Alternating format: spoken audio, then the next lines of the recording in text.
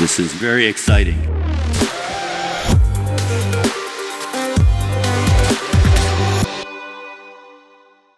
Hi, I'm Dale Peterson, and welcome to the Unsolicited Response Show. Before I get to my guest this week, I just want to remind you that the call for presentations for S423, it's hard to believe how fast that's coming up, but the call for presentations will be out 1 week from today. It'll come out on June 15th. Some tips on getting accepted to get on one of the stages at S423. First of all, think about it as a futuristic event. The tagline for the event is always create the future. So we are looking for what the advanced ICS security professional or manager needs to know in the next 1 to 3 years. So, it's great. There's a lot of events where you can learn best practices and how things are working, but here we're more future focused. So that would be one tip. The other is we've got 3 stages now. So you could have something that isn't very technical or in a related field for the main stage. You could have a deep dive presentation for stage 2. And now this year for stage 3, we're not going to have any sponsors speaking on stage 3 unless they get accepted. We're going to do more exercises and that sort of thing. For example, we had an S-bomb exercise that Alan Friedman and Ginger Wright put on. We had an ICS for ICS exercise. We might have a 3-hour block all on the same topic with different things going on. So that one's a little trickier. That would be something, if you have something that doesn't fit in a neat 30-minute session, you'll be able to propose that. I'm not saying it'll be easy to get in, but we're looking for that sort of thing. So the call for presentations will come out on June 15th. You can go to s4xevents.com to see it. Don't overthink it. A lot of times we get these long abstracts that people send in that you can tell they spent 5 or 10 minutes on. Really, you need 2 to 3 paragraphs. What it is and why it's important for someone who's looking to create the future in ICS security and OT. Send us 2 to 3 paragraphs. We'll give you a quick turnaround. We'll say yes, no, or maybe. If it's a maybe, we'll probably ask you questions. There might be a kernel of an idea in there that could be a great S4 talk. But we'll give you some feedback. The key is the earlier you submit, the more likely you are to get in, because we'll get some submissions in on June 15th. We'll probably say by June 16th or 17th, you're in. If you wait to the end, which is August 30th, if you hit us on August 28th, probably 80% of the agenda will be set. So it'll be much harder to get in. So again, look for that June 15th. I'll be hitting you on my Friday news and notes and other places, but this is an early warning. And with that, Liz, let's bring on our guest. My guest this week is Jason Christopher, who has a 20-year career all over the place. You've moved around a little bit, Jason. You were with FERC working on some of NERC CIP version 5, DOE on the C2M2 maturity models, Axio risk management and such as a CTO. You're right now the director of cyber risk for Dragos. But we're here to talk today about your role as a SANS Certified Instructor and the new course that you and Dean Parsons put together. Let me get it exactly right. It's ICS418, ICS Security Essentials for Managers. So welcome to the show, Jason. Thank you, Dale. Thank you for that great introduction. It's one of those things where, I've had people joke that the business cards have changed, but at least the person's the same, right? So my opinions haven't changed over any of the things from risk management to regulatory practices, but being able to put them together in different roles, I think has been really exciting throughout my career for sure. And this 2-day course is very interesting and very challenging, I think. Yeah, it was. Well, and let's start out, though. Let me ask you a question here. Let's start out with what I think the challenge is, and then maybe you can tell me what the biggest challenge for you was. Okay, that sounds great. Because I've created some courses, and one of the hardest things is always to say, who am I doing this course for? So even here you said ICS Security Essentials for Managers, but I can think of a wide range of managers who would need very different things.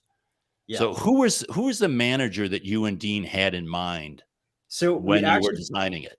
we broke this down into 3 different type of managers that we've experienced throughout our career. Okay. And so one of the first managers is sort of the that IT person who comes over to OT, right? So they've already done IT security. They think they have a good idea of what those metrics should look like, what the control should look like, and then they step into their first plant and everything goes haywire. So that was manager number 1. Like, how do we help that person who probably has really good, strong management chops, really good conversations about what security should look like, but has no idea what OT is, can't spell ICS, and they're just being thrust into it. The other manager that we've seen is sort of the OT person, whether it come from OT security or an engineer operator, who started dabbling in security. And then they said, you know what, you'd be really great to be able to lead a team in this, but they've got no management experience. They've never managed a team before. And the big difference between managing people versus machines is that people have feelings. And that could be a really different skill set that you've never been exposed to before. And then the last manager that we looked for was what we call the in-place manager, somebody who's already been doing this. We've had several professionals, especially looking at the electric sector with NERC-CIP, who've done this for 10 years. And what could they do to refine their skills or make themselves better as a response to that? So those are really the 3 big groups. Now, you're absolutely right. Even with those groups, for a 2-day class, that was a really huge challenge, because trying to get from day 1 and say, okay, well, what can we get to by the end of that day where we all have the same level set, where we all have a good comprehension of what are the problems, what are the challenges in ICS security, what are the recent events, and how does this technology different than IT, is going to be very drastically different depending on which one of those 3 backgrounds you come from. And I didn't get this in the title, but when I read down in the description, I think I understood it. All 3 that you described would be essentially the manager on top of an ICS or OT security program. So you're talking about kind of that level manager, as opposed to, let's say, an operations manager, or the VP of operations, or a chief risk officer, or someone who is not almost. When I read it and hearing your description, I almost think it's as the person managing the people that are doing the security work. Ideally, but you just put up like that really good. And we actually had this mix when we did the beta of folks who are plant managers. Plant managers, you talk to them about security and they get frustrated at, the phishing exercise that they're going to have to do. And they don't think about it from their operational perspective. So we did have to break that down as well. We've had those folks in the beta. We actually had CISOs who came from IT and OT, plant management folks, and to your point, the chief risk officers as well. So even though I group them in those 3 buckets, it's obviously a big wide variety. When I say who manages OT security, the plant may have 0.25 FTEs, if they're lucky, that does OT security at the plant. And that person counts as well for where we're trying to educate and lead them on. Yeah, it's a little bit like what I say with S4. We design it for a certain person, but all are welcome. So I'm sure you don't say a VP of operations can't take the course if they want to, but as I understand it, it was really designed for this person that's going to be managing the people that are going to be doing the role, and managing them not only in a personnel way, but also leading them in terms of what are we going to do? How are we going to do it, and how are we going to report it up? And so it's almost that mid-level manager is what I'm taking it. Yes, absolutely. With CISOs, there are challenges that they're going to be talking about that do get addressed in the course. But those are things like, how do you report these metrics to the board of executives? That won't be their day-to-day life, right? And so I think you're right. It's definitely, we built it out so that these would be the really folks that we know could enjoy the course, get value out of it. Will a CISO still get value? Absolutely. Will it address all the things that an industrial CISO needs to be able to do? That'll be hit and miss depending on what your daily functions look like. Well, and it might depend on the size of the organization, right? Yes. If it's a small one, some of these granular roles kind of go away. You only have a couple of levels. You might have the worker, the management, the CEO, in that sense. So, but I would think if you were a large organization, you were a CISO or VP operations, you really don't need to know a lot of what's in this course. You might be curious about it, but in the end of the day, you're probably looking at a lot of things that shouldn't be top of mind for you. They're more detailed. But I also know a lot of CISOs and others who want to get into the gory detail, maybe more than they should from a efficiency standpoint. For sure. And we've experienced that where, you know, the things that we'll cover will be everything from, hey, not just the what are ICS and, you know, what are the threats that we worry about, but how do we build a team around this? How do we then size our efforts? What's the governance structure we should have in place? And then how do we support that over time? All of those different pieces, I could see, to your point, a CISO or VP of operations, one, either being really interested in it, or two, being able to say, oh yeah, no, I did that in operations. That, like, governance is governance, and they'll be able to then relate. Oh, okay, I can apply this to security. And we had actually some really interesting beta students who came back and said, "Oh, I'm a VP of operations, and I do the same thing. I just don't focus on this subject matter." And that actually enabled them to go back and say, "I thought this was mysticism. I thought that this was some sort of magic that had to take place, and instead, it's governance. It is management." And it was just trying to demystify for them, what does ICS security really mean? And that was the benefit they got out of the course when they went through the beta process. Now, when I started this question, I interrupted you because that was what I thought the biggest challenge would be. What was, from your standpoint, what did you and Dean find the biggest challenge being in creating this ICS 418 course? You really hit it on the head. That was definitely the number one piece, was the audience. Who do we have coming and taking this course? And then what do we want them to take out of it when they get on the other side of this? And making sure that you could do that in 2 days, I think, was really challenging. And we did 2 days on purpose, because with managers, you can't have them take a 5-day course. And so we wanted to make sure that we had something that was both bite size in terms of those 2-day pieces, but then allowed them to not only explore the topics, but bring something back for what I'd call day 3, when they're back at the plant, when they're back at their facilities. And what we did there was sort of break down the labs, instead of what we traditionally see in the SANS ICS curriculum are really technical labs. Even in what I teach in ICS 456, which is the NERC SIP course, that's got labs on, hey, we're going to go ahead and break open Wireshark now and look at a PCAP. And we're going to talk to you about firewall rules, because that's the ESP. We're doing technical things in a regulatory course.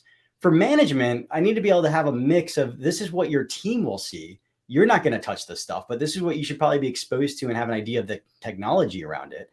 But then also do more like Harvard Business Review type of studies, looking at case studies, looking at what it is that you would be able to do from an actionation perspective. What will you do next? And we did a little bit of gamification in the course too. So we actually created a conversation around a simulation tool that SANS already had in their management curriculum called Cyber 42. And we made Cyber 42 Industrial Edition.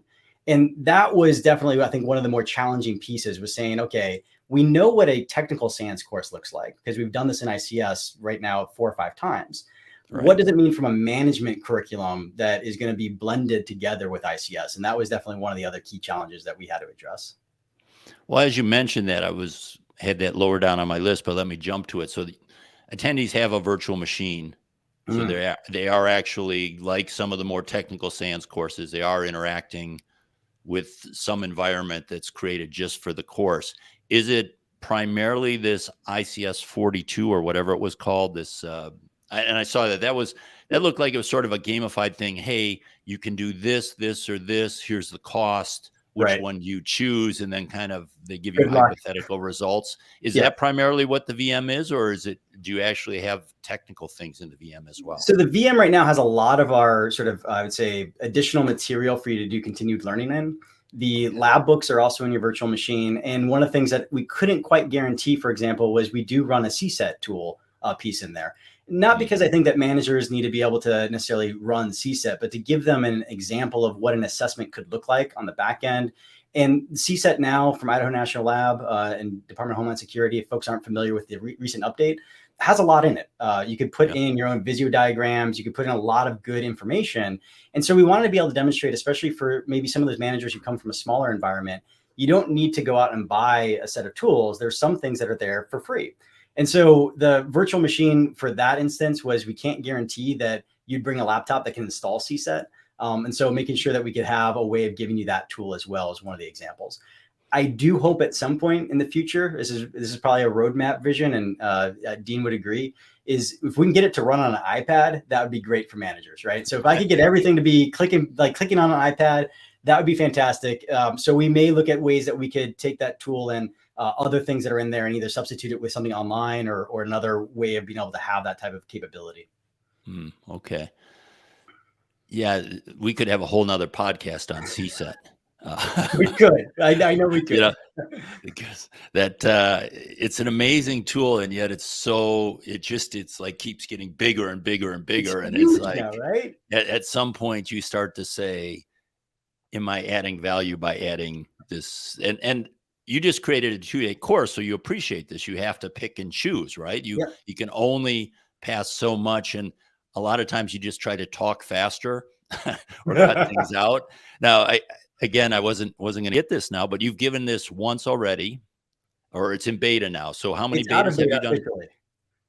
So how many times has it been run now? It was run in beta twice. So we Okay. have an alpha process. We ran it in beta twice with two different cohorts of students, and Okay. it'll be running live online June 6th and 7th. Yeah. And this is good. This, I think, podcast is scheduled to come out June 8th. So it'll already have gone All through right. one Then one yes, it has full one. already And gone through. okay. But I'm sure that was one of the challenges is as you're doing 2 days, you start to say, oh, this is too much content in this area. We Yeah. just can't cram all this stuff in. We have to cut. And Yes. I think that that's a tricky part with CSET is that you have to choose where to cut. What about so the managers you're talking about probably need some technical skills. Yes. They most of them will have at one point in their careers been able to do the jobs of the people that they're managing. Most Correct. of them, not Yeah. all of them. I think we sometimes maybe overemphasize that need in this, that there are people that can come from the outside and pick up what they need. But then presenting that up, one of the things I worry about is senior management starting to say things like two-factor authentication. On one hand, I love it because yes, it's important and it's Yeah. nice to hear those words coming out of their mouth. But on another hand, they shouldn't be thinking at that level of technical detail. Yeah. So Yeah. you talk about one of the things in the course, you talk about use management. So this course will prepare you to use management and leadership skills to communicate your ICS security vision to executives and other leaders. That's a tough goal. And how much of it is these specific security controls that say we are going to do this, this, and this, or how do you present it in a way that is more appropriate for an executive? So that's exactly what we did in this. We took examples and lessons learned from other executives who have gone through this journey and made sure that when we captured things like how do you talk to a board, to remember, and this is, I think, one of the early missteps I think I saw over the past, let's call it 10 or 15 years, because we really haven't been in front of the board all that long compared to other, even security folks on the IT side. And some of the mistakes that we saw were, pretending that we were smarter than the executives. Or assuming that. And that was one of the first things that we put in the slide content for that section in particular was executives are smart and they're just smart at something that you're not necessarily familiar with. They're smart at running the business. They're smart at being able to run facilities, maybe at a grandiose level, being able to balance books on multiple millions of dollars or billions of dollars for some of these organizations. And you need to respect that going into those type of conversations. And also to understand that when they think of things like risk, they are already biased as to what is a risk. They have an idea of what a high legal risk is. They have an idea of what a high financial risk is. And when we come in and say something, that sort of the joking point of, hey, there are 50,000 attacks on the firewall per day, which is unfortunately what folks started with, in 2010 and beyond, we then found ourselves not speaking the same language. And so a lot of that sort of educational piece is not to get them into, well, what is two-factor authentication? Though I think you picked a really good example because that's one of the ones that insurance companies are always telling people about now. So now executives are talking about TFA, no matter, even if your CISO wasn't, your other executives are not talking about it because of insurance companies, which I think is a very interesting thing. But if we go into the other technologies, we're not doing that in the course. We're trying to say, okay, if we can build out metrics that matter to you, that'll be at the programmatic level. And then what's the communication tool you want to use to communicate up to the executives? Is it using something like NIST Cybersecurity Framework, which I know we did an on-ramp section for back at S4 a couple of years ago? Or is it using something that they already are familiar with? Maybe the financial risk officers are doing a really great job of communicating risk. Don't reinvent the wheel. Use what metrics they've got. If seeing if you can actually leverage that as part of your security conversation. If you can, that may be an easier win than trying to re-educate the entire board and the executive suite. Well, you mentioned there's a couple paths I want to get back to risk, but talked about metrics, and that's one other thing I noticed. So under this course will prepare you to, there's 5 bullets and 3 of them are metric related. Develop the programs and measure its impact. Yes. Metric. Build your ICS security team using forecasting. I mean, there's got to be some metrics involved in forecasting. Assess the overall effectiveness of your organization's ICS cyber risk management. So you've got a lot of metric talk in there, 3 out of the 5 things this course is going to provide you with.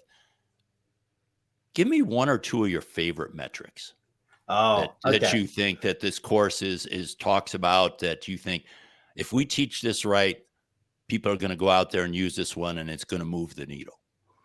So one of the things that we do in that metrics conversation is we build it, like I said earlier, from what is the nitty gritty? What do you need to know as sort of a program leader to gauge green, yellow, red? How well is your team doing compared to the things you need to build eventually that go up to the executives? Because those metrics obviously aren't the same. If you look at sort of what it is that Google has really done with OKRs, objectives and key results, where they start talking about these are the big things that you need to be able to do. And if you say something along the lines of, well, I want, as the owner of, I'm in the Carolinas, so the Carolina Panthers, I want to go to the Super Bowl. That could be what the owner wants, and talks about, the big metric there is maybe how many stadium seats we fill. But if you go down to the defensive line coach, they're not thinking about how many seats that they're filling, right? They're thinking about what it is that they can do to build up that team to have further capabilities on the defensive line. And those are very, very different, but they all build to that same thing. We want to go to the Super Bowl. And we look at the same thing for the OT security team. One of the things that we're trying to build from the sort of ground level are, hey, are you even tracking things like what's your mean time to fix, which I know is a really popular thing that we can do manually if we have to. Automated is always great, but if we could at least just say how many OT detection tickets were there from a notification to the time that we actually remediate the actual problem. And that could be your mitigation plan. It could be, this is actually IT, commodity malware. It's not something we're going to deal with until the next maintenance cycle. All those things can go into this mean time to fix equation that's already out there and leveraged in other parts of the business. What does that mean from how healthy is my program? How healthy is my incident response capabilities? And then is that the way that you want to be able to measure your program and provide that to the executives and boards? And so that's one of the ways that we try to talk through it, to say, hey, these are the tactical things that if you start seeing this thing slip over the period of a couple of quarters versus a year, then you've got a problem that you need to be able to go back and fix. What you're reporting to the executive suite, though, is something that they're probably not going to be reacting to in a 1-hour phone call. And it's really about where it is that we're spending the dollars and what does that mean for our overall risk reduction, which is, I know, the other big capability conversation. And that risk reduction that we talk about there is, this is how quickly it looks like that we could respond and recover if we're to have a serious event. And so those 2 metrics are related, and we sort of walk through in the course how it is you can draw those 2 things together and make it a meaningful thing that you can invest in. Are you actually in the course, not asking you to give away your secret sauce here for free, but in the course, are you actually saying, here is a metric that a manager might want to use, and here's how it's calculated. Here's how you would take those metrics, and here's how kind of the higher level metric, or these set of 10 metrics that we look at the managerial level, how this is how it's converted to a metric at the executive level? Are you getting down to that detail? Yes. So and again, in 2-day course, so we've got worksheets and labs that help you build that up further. But even in the lecture material, we walk through that journey that I just described so that you can figure out, can I even get this data? And if the answer is no, I can't get this data, then it's what data can I get? And maybe I have to back into a metric as a result of that. And are you trying to avoid, maybe this is a leading question, but one of the metrics I always hate are counting metrics. I shouldn't say that. There are some counting metrics that are really good, but like counting number of vulnerabilities in OT doesn't seem to be a metric that, it's actually the one I see most frequent reported up, but actually one of the ones that isn't terribly insightful, except, except on how you're doing on something that may not be that important. But well, I guess that's just an aside. I want to throw that in there. Let me shift to another question. Yeah. You've mentioned in your write up for the course talks about cyber risk management. Risk has likelihood times consequence, right? Classic equation. Are you covering at all consequence in this course? And if so, how? Consequence, we absolutely are. Likelihood, that's the sticky one, right? So likelihood's the interesting one where we'll pivot more towards a conversation about threat capabilities that you could see in the wild. What are the things that you could actually quantify from there, as opposed to saying, oh, well, and I've seen this equation before too. Speaking of things that we've seen in the wild, where people are saying, oh, well, colonial type events will happen twice a year. How are you getting that? Where did that come from? So we don't really dive into that likelihood piece. As a matter of fact, we introduce a different equation that doesn't have that likelihood in there. It's very similar to what we discussed actually last time I was on the podcast with regards to the sort of consequence and talking about threats and vulnerabilities, but also having that resilience factor in there as well. And so being able to talk about what we can do for manual operations and all that's really interesting. Consequences absolutely addressed. And one of the ways that we talk through it is actually looking at things like what the ISA 99 committee has put forward in 62443, where we could start saying, okay, well, what does a very high or high impact look like for your organization? And have you actually mapped that out with your folks that do maybe property insurance, where we know what the value of losing an entire plant could look like already? Can we get there from cyber means? And do we have that conversation about what this looks like for our SIS and for all the other components of our control systems that we know could actually lead to a physical impact? And so we talk about things in terms of safety, reliability of operations, business continuity, financial impacts. So we try to give them the entire set of flavors that they could do to measure consequence. You know, when you're talking about the communication, it is talked about talking up to executives and other leaders, but are there modules on communications with engineers? Yes. So one of my favorite labs actually is trying to build out and talk about the persona of what is an engineer. If you're trying to change culture, and one of the phrases that we use throughout, which is a common discussion point, which is that culture eats strategy for breakfast. And so we really try to talk about things like what we've already seen since the 1970s with the culture of safety and how we've improved as industrial organizations, leveraging a strong culture. Can we do that with security too? And if people agree that the answer is yes, then that means that we need to actually speak in terms of the engineer. And so we actually do an entire exercise where we ask the managers to think about like what drives an engineer, what motivates them to get out of the bed in the morning and to continue doing their day job. And then can you figure out the ways that you could loop security into that as part of what drives them so that they make those meaningful changes that you want to see? And that will influence behaviors and attitudes. And therefore, you know, over a course of years, not days, you'll see hopefully an improved culture that could really change the attitudes there. Well, and I guess from my perspective, I'm thinking more of a lot of the answers we need for risk management, security professionals won't know. Yes. You know, especially if you're dealing with a lot of different industries and a lot of different systems. I guess if you're an engineer and you've worked for the same company for decades, you might begin to understand the engineering side of the process. But then again, you're not probably an engineer, so you might think you know more than you actually know. So right. I mean, one of the really hard things is getting the engineers to cooperate in kind of the brainstorming of what could happen and what would be the consequence and what are the risks that we need to deal with. So I've always found that the best projects have been the ones where the communication with the engineers has been best. It's actually a lot of times you hear this IT OT sort of thing. Yeah. And yes, working with people with an IT background sometimes takes a little mind shift from them, but the OT engineering one is the one that tends to be the sticking point. Yeah, it's one of those things that I've noticed over my career is I find a lot of when I work through facilitation styles where I'm actually working in a workshop where I'm getting all those people in the same room with IT and OT, engineer operations, finance, even if that's the case, that value of me being there with the workshop and their discussion is probably going to be more valuable than any report that I create at the end of the day. Yeah. Because that is like maybe the first time they've talked about a topic that's really important, and it'll then sort of have a ripple effect for years to come that I will probably never see, which I always think is really interesting compared to here's a report. Like, what are you going to do with this report at the end of the day? I think it's going to be that culture shift that matters more with those discussion points than the report that you provide. Now you talk a little bit in here, I can't see the exact bullet, but you talk a little bit about building a team. Yes. And growing a team. What kind of things are taught related to that? Because that's unusual. You don't see that too often in a technical core. Well, I realize this is for managers, but It's not Yeah. something I normally see in any course in our industry. Is here's how you build a team and grow the team. And what was really interesting about tackling that problem was, even if we look at how our industry has changed over, we don't have to go over 2 decades. Let's go over the past decade. Just the amount of folks who are getting additional training on this on the practitioner level on ICS security.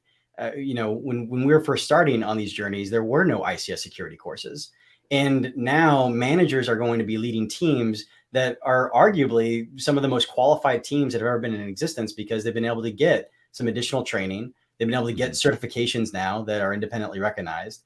And so one of the challenges that we had there was saying, okay, we understand the growth that we've seen in the individual workforce members that are the contributors for ICS security programs. How does a manager know when to hire what skill set? And how does that sort of then play into an overall team? And so in some of those lessons that we sort of pulled from there, definitely looked at the governance structure. So we talk about governance, oversight, execution, support, which is a famous model that came out of the nuclear sector. And be able to say, well, we can apply that to security pretty well, just like we could for nuclear safety. We could apply that to security. That already tells you that there's more than one person, right? If the person who's doing the governance is the same person who's doing the execution and the support and auditing themselves that they're doing the oversight, that probably tells you that we need a lot more education to be able to get a workforce in there. And then the other things we started looking at was sort of like the NICE framework that has come out of government efforts here in the United States to start mapping capabilities. Now that's very IT centric, but start talking about it from an ICS perspective, and then understanding, well, then again, as we want to understand where our gaps are, how do we fill those gaps over the number of years that we have left with our team so that we could have that culture that we talked about previously. Do you have a special module on how to stop Dragos from poaching your team members to join your company? I should throw Nozomi and Clarity and all the others in Accenture and Deloitte. I mean, it's funny. It is interesting because you do point out something that I think will be one of the things, especially when we think about industrials, is the fact that we're not seeing a lot of industrial organizations, for obvious reasons, being major metropolitan cities, right? If something goes wrong to a plant, they're typically going to be isolated from a major populace. And that obviously means that those folks who are doing security in those plants, they're really trying to find how they can expand that skill set, and they're not being able to talk to other cities. And so what I think was interesting was probably the shift that definitely happened with COVID in particular, seeing vendors be able to say, well, we can start doing a lot more remote. And I mean, Dragos in particular, working on the professional services side of that team, we're all remote. And so it's really interesting to be able to see the expanded skill set that comes from having a remote workplace like that. And I don't know what that means long term as we start looking at how our facilities that have to have somebody ideally there, right? Not somebody who's going to fly in when something goes wrong, but somebody who could help manage day-to-day Active Directory nonsense versus the things that they want to be able to do during an incident. I do think that that's actually a really interesting thing that needs to take in consideration of how do we train the workforce to expand and meet hundreds of thousands of manufacturers, power plants, water facilities that need more people like us to be there and help them. Well, I think as a manager, you have to look at how do I grow this workforce as opposed to just hire it. Yes. You have to look at people who might have an interest. You don't want to, the worst thing to do is to put an engineer in one of these roles if they don't want to do it. A lot of them want to do engineering. They didn't go to school and all that to be OT security pros. But that ability to identify these people, get them interested in the job, train them up, have them grow, show them a career path, as opposed to just poaching other ones, I think is, especially as you say, a lot of these organizations are in places that it might be hard to get some of the highly experienced, highly in demand people to go there.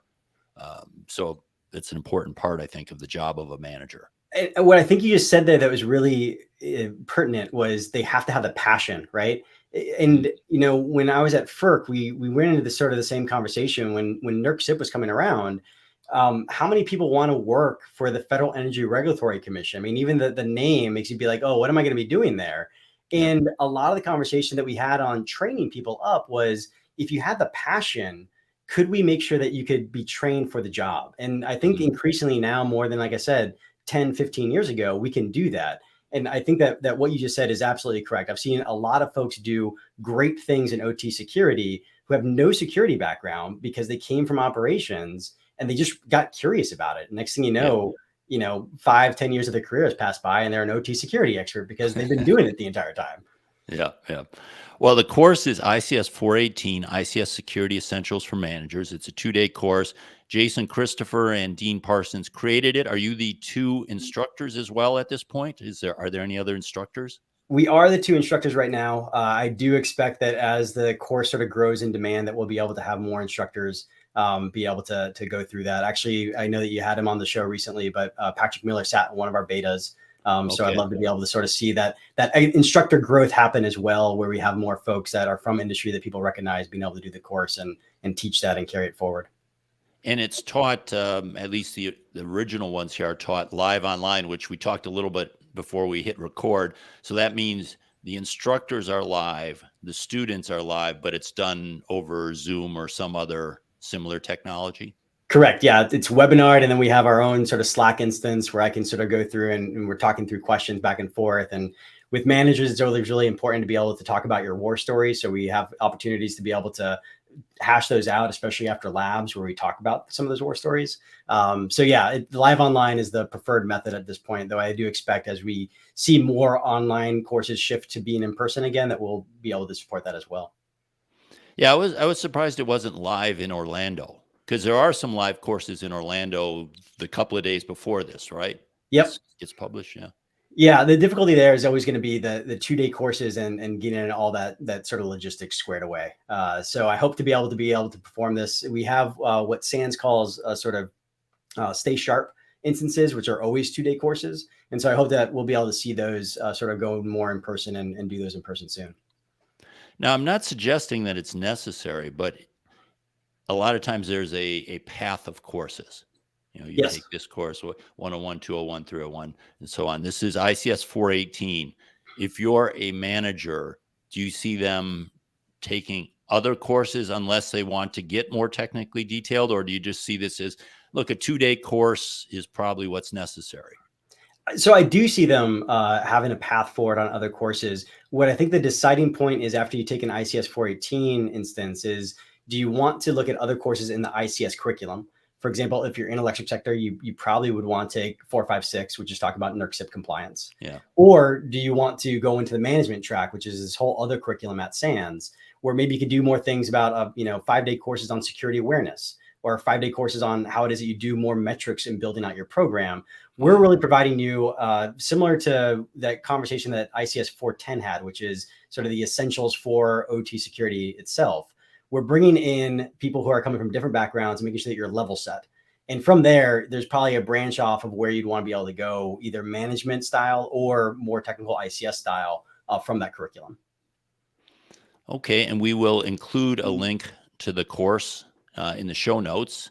And if you're on the video, watching the video, you can see Jason's Twitter is at JD Christopher. Let me say that again, at JD Christopher. Any other way for people to reach out to you? Anything else you're active in? I do see you on Twitter quite a bit. Are you on LinkedIn or anything else? Yes, LinkedIn as well. And it's exact same username too. So it makes life a lot easier. Okay. And I guess just to end, is there anything else you want to say about the course that we didn't cover? I think we really hit all of it. It was really an honor to go through this. The course itself, the original outline actually came from Mike Asante. And we did a session in the SANS ICS Summit 2017, where he presented on some of the lab materials that actually to this day are in ICS 418. So for us, it was definitely an honor to be able to take that original outline, build it up and make it something that was really unique and really based off of things that we've seen that shifted over the past 5 years. Pandemic times included. There had to be some shifts in management styles as a result. And so it's been really a rewarding experience. And I really hope to see more folks not just bring their teams through education and get them certified and sort of the additional things that they want to see from an ICS security perspective, but managers need training too, making sure that they've got those avenues to be able to do that as well. Well, I think one of the real exciting things, and Mike was in on the early days, it was, you look back 10 years ago, there were very limited number of courses. And they were more kind of ad hoc courses. I think I taught one in 2006 And I found I hated teaching. I'm unlike you. I don't think I was terrible at it, but it was not something I enjoyed. So I only lasted about a year teaching a course, but there really wasn't much. But now with SANS and ISA, and then you have some individual ones like, Joel Yep. Angel and some others, people have their courses. I think there's a really robust set of training tools out there. Always can improve, and I think this is a good addition. I hadn't really seen something focused on the managers. So this is a good addition, and I appreciate you being on the show. Thank you, Dale. Thank you for having me.